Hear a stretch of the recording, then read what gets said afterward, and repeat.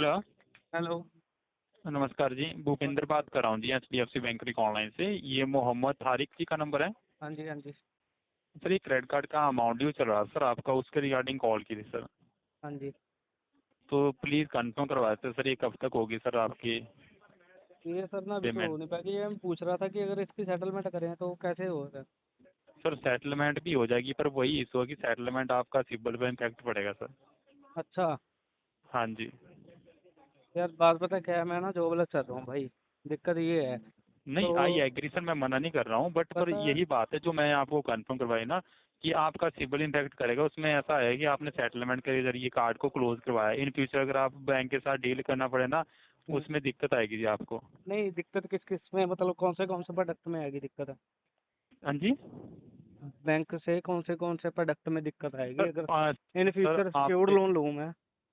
Sir आपके जो भी लोन या लेना चाहते हो आप, कोई भी कार्ड या लोन लेते हो ना, तो न- आपको सिबिल पे इम्पैक्ट करता नहीं ही है चलो सर आपका। वो तो मेरे को पता है भाई, मैं भी क्योंकि बैंकिंग लाइन से निकला हूँ।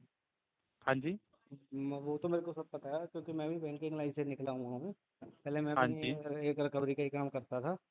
मैं जी। ये पूछ रहा हूँ कि अगर मैं सेटलमेंट कराता हूँ जी। तो मेरा मतलब अपना सिक्योर्ड लोन तो मिल सकता है ना, प्रॉपर्टी के अगेंस्ट। सर वैसे मुश्किल ही है, क्योंकि सिबिल तो सर आपका चाहे सिक्योर हो चाहे अनसिक्योर लोन हो, सिबिल तो आपका सर सब पे इम्पैक्ट करता है। अच्छा। पहले तो आपका सिबिल ही चेक होता है ना सर। हाँ वो तो है। हाँ। अच्छा। अगर वो सेटलमेंट हो तो आपके हिसाब से कितने में होनी चाहिए। हाँ जी। ना अगर सेटलमेंट होती है तो कितने परसेंट में हो रही है अभी। सेटलमेंट होती है तो मैं कंफर्म करवा देता कितने में होगी।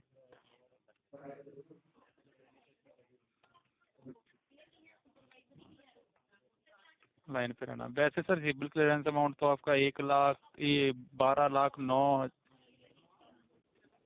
1,29,751 रुपये है सर आपका सिबिल क्लियरेंस अमाउंट। तो यही होगी सर सेटलमेंट आपकी 55 या 60 हज़ार में। ये तो बहुत ज़्यादा अमाउंट है यार। तो आप वन शॉट में करवाओगे या EMI में सर? अभी तो भाई कुछ भी नहीं बता सकता ना, क्योंकि मैं ना भाई दिक्कत में बहुत ज़्यादा फंसा हूँ। क्योंकि मैं हाँ जी। मल्टीपल डेप्ट में हूँ ना, मैं फंसा हुआ।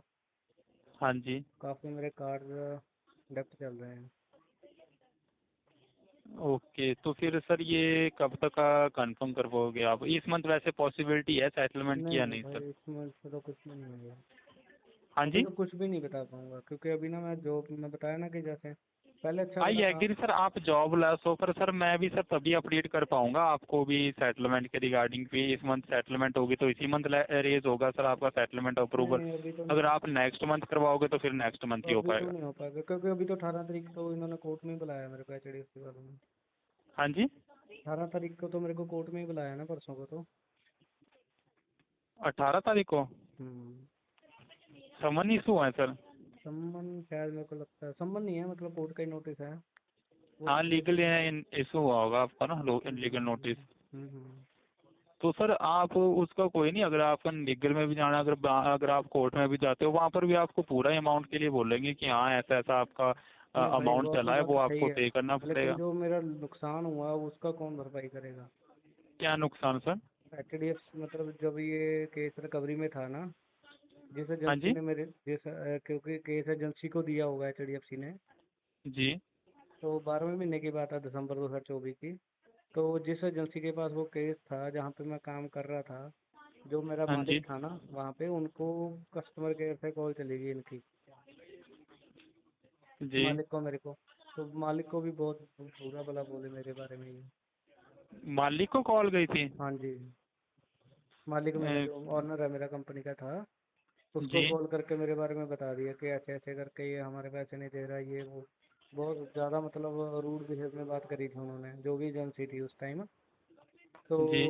उसके देखते हुए मेरे मालिक ने काम से निकाल दिया था मेरे को। ओके सर, ये कब हुआ था सर? दिसंबर 2024 की बात है भाई। दिसंबर 2024 में? हम्म। ओके, तो सर फिर आपकी डायरेक्ट क्या बैंक के साथ बात नहीं हो रही थी कि यार आप बात तो फील्ड सुनो ना, एग्जीक्यूटिव से बैंक का तो डायरेक्ट बात हुई? क्योंकि सर बैंक। बैंक की कॉलेज जब भी आपका कार्ड आया होगा रिकवरी में ना, बैंक की कॉलेज तो सर आपको आना स्टार्ट हो जाएगी। नहीं वो तो ठीक है भाई, देखा मेरे तक कॉल आई, मैंने अपना चलो है ना, फ़ोन उठाया जो भी था। उसके बाद मेरे रिलेटिव्स को कॉल चली गई, ठीक है। उसके बाद मेरे रिश्तेदारों को कॉल चली गई। उसके बाद मेरे जी जहाँ पे मैं जॉब करता था कुलीग थे जो मेरे साथ में, उनको कॉल चली गई, ठीक है। और एंड में आके मेरे मालिक को भी कॉल चली गई। अब उसके बाद बता, अब रह क्या गया है। अब जब इज्जत ही सब जगह उठ गई है तो फिर बंदा क्या करेगा। फिर तो बंदा यही सोचेगा। अब इन फ्यूचर मेरी बात सुनो, अब हाँ उन जी सबको मेरे बारे में, मेरे रिश्तेदारों को भी मेरे बारे में सब पता चल गया, ठीक है, A to Z। अगर इन फ्यूचर मैं पैसे देता भी हूँ तो उनको क्या पता होगा कि मैं दे दिए क्या नहीं दिए। अब जी मेरी जी इज्जत तो बिल्कुल। चलेगी ना भाई पूरी। जी अब ये भी हो सकता था कि चलो यार बंदा इधर उधर से लेके जहाँ पे मैं जॉब करता था मालिक से ही बात कर लेता है ना, कि भाई मैं ऐसे ऐसे दिक्कत आ गई है तो आप भर दो मेरे पैसे, जी। कि मैं यहाँ से सैलरी से कटा दूंगा। तो ये सब हुआ है मेरे साथ भाई। अब और बता यार, मैं क्या बता करूँ। मैं डिप्रेशन तक में चला गया था, वहां से वापस आया हूँ। चलो सर, मैं समझ रहा हूँ आपकी बात पे ना। इन रिकवरी एजेंसियों ने ये सब किया हुआ मेरे साथ। हाँ जी। इन रिकवरी एजेंसियों ने ये सब किया हुआ मेरे साथ। Okay okay okay. को तो सर अब ये आप बता दीजिए फिर, ये आप तो उनके ये ऐसे लीगल वगैरह ले सकते हैं, ऐसा कोई वो नहीं है, बट सर अब बताइए सर, लीगल ये में भी कार्ड का चले तो गए फिर कोई बात क्लोजर नहीं यार आपको ही अभी। करवाना पड़ेगा। मैं तो अब वही पूछ रहा हूँ कि अब नहीं, कैसे अभी तो होगा नहीं क्या। भाई, अभी मैं तो नहीं आपकी बात। बात समझ गया कि आपकी पेमेंट क्यों नहीं हुई। अभी तो वैसे भी मैं बताया ना कि अभी काम कुम तो है ही नहीं है मेरे पास अब। जी।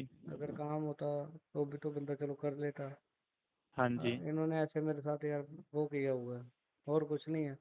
इन्होंने जो मेरी जॉब छुड़वाई है ना, उससे मेरे को दिक्कत आ रही है।